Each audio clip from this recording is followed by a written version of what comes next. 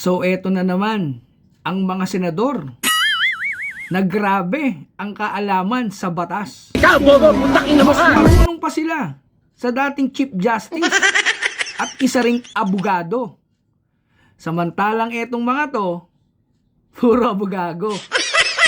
Grabe.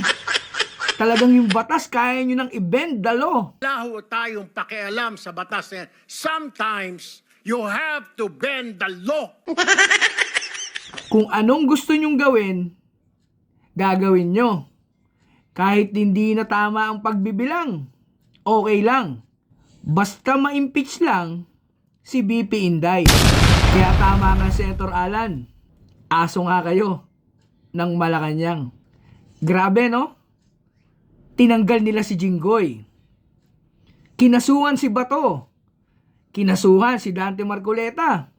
At may bulong-bulungan pa nga, di ba? Nalulusubin daw ang INC dahil dun daw tinatago si Senator Bato. Grabe. Parang kay OJC lang.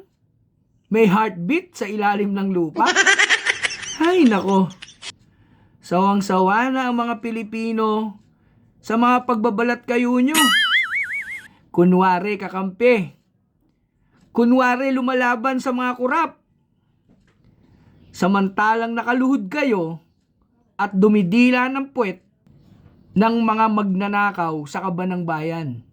Kung sa bagay, birds with the same feather flocks together.